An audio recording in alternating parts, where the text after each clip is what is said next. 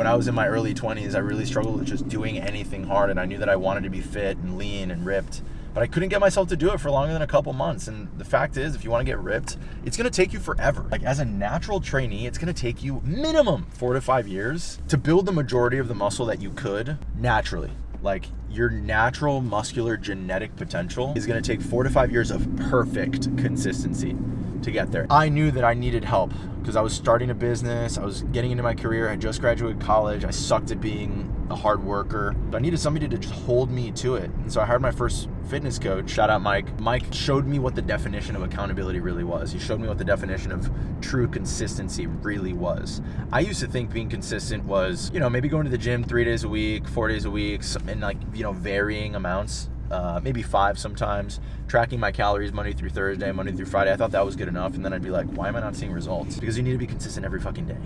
Like, if you're really trying to grow, you gotta be consistent every single day. And a fitness coach is gonna make that really obvious to you very soon. They're gonna be like, oh, this is why you're fat, bro. This is why you're overweight. This is why you don't have the abs. You're not lean enough. You're not tracking your calories accurately enough. You're not doing it consistently enough. Basically, you're just being a bitch. You're not gonna tell yourself. I mean, you already know. You're just lying to yourself. This is why you're not where you wanna be. And you're on this channel is because you wanna be the best version of yourself. And you know that one of the places you can start is with your physique. As soon as you start to take care of yourself, everything else just starts to improve because you're raising the bar for the level of respect that you have for yourself. You have all this respect for yourself. Love this quote by Hormozi. Like, you don't get confident by shouting affirmations at yourself in the mirror. You get confident by having an undeniable stack of proof that you are a confident person. How do you get the proof? By following through with your word. You say you're gonna go and track your calories and nail your calorie target, and you do it repeatedly again and again and again. You're following through with your word. And more importantly, if you follow through with that word when you don't feel like it, you feel like a fucking badass because you did it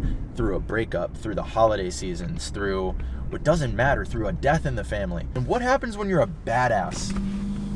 What kind of stuff do you start attracting in your life when you are a bad motherfucker? More money, better relationships, more attractive partners, better business opportunities, better friends. We sip this Kool-Aid so hard, guys, because it really is just a massive, it's changed my life so much. I have 2 business coaches right now. I've worked with 4 business coaches over the last 10 years. I've stuck with one of them. The other Mike just hired a new business coach. I've spent probably something like $100,000 to $150,000 on coaching over the last 10 years. I've 8x'd the return on investment on that. 8x. Like, I've done the math. The money I've put in and the money I've gotten out of it. And that's not even including fitness coaching. I still work with a fitness coach to this day, even though I am a fitness coach, because when you have somebody holding you to a higher standard, you're just going to perform better. People are like, oh, I don't need a coach. Sure, you don't need a coach. Neither did Simone Biles. However, if she wanted to be the best, she wasn't going to get to the Olympics on her own. No one, quote unquote, needs a coach. If you know that looking your best is going to make you feel your best, and if you feel your best, your life is just going to be better. You're going to have a better quality of life, but you're not doing it. It's not a question of whether you need a coach or not. It's like, how bad do you want the thing? Can you be honest with yourself enough to say, yeah, I don't need a coach. Fucking A, I kind of need a coach because I'm not doing this on my own. And this is the kicker. It might take me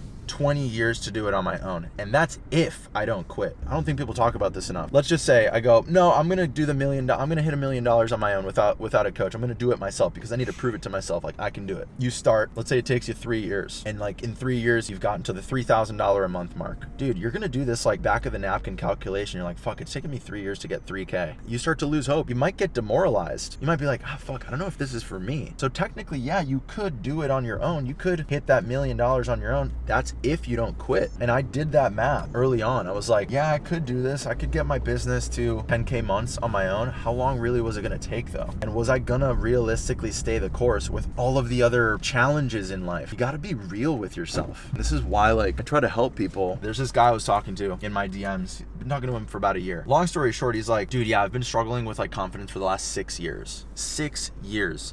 He feels emasculated next to other men. He has a girlfriend. Every time he walks around the city with his girlfriend, he feels like too small. He feels like other guys are bigger than him. And so this guy goes, yeah, I've been struggling with this for 6 years. And every time I try to like work out, I can only stay consistent for like 2 weeks. And I'm like, what does that tell you, bro? He's like, that I just need to try harder. Really? Is that you just need to try harder? Didn't you just tell me? And he was telling me how often like he just tries to try harder. You've just been telling me you've been trying hard for the last 6 years. Why isn't it working? I don't know, man. I just feel like I should be able to do this on my own. I should be able to just like push myself to do it. And this is what I mean. That dude could do it on his own, technically. Like it's within his capability. You know it, I know it. Everybody could do it. Are you doing it? What has history shown you? Because you gotta live in fucking reality, guys. So many people stay stuck for years, decades. Eventually they give up because they're not rooted in reality. If something is not working and you keep running into the same fucking wall, be honest with yourself. I'm talking to that guy right now. It's illogical. You obviously can't do it on your own. And by the time you do, or life and the stars and the moons align for you to be able to do it on your own, might be 10, 15 years from now. And fuck, you know what actually wakes you up? It's a fucking heart attack or your wife leaving you because your doubts were correct. You're not taking care of yourself physically and she thinks you're a pussy, and you are. I think there's just not enough honesty these days. Be fucking for real. There's this one quote. This actually comes from a serial killer in the movie, in the show. What's that show called? Blackbird. You know exactly what I'm talking about. When there's a doubt, there's no doubt. You can apply that to so many things, but like if you have this doubt about yourself and someone else is telling you and the world's kind of whispering it to you, oh man, I feel emasculated next time. There's no fucking doubt. Go listen to that. Go lean into it. Be real with yourself. Go fix it.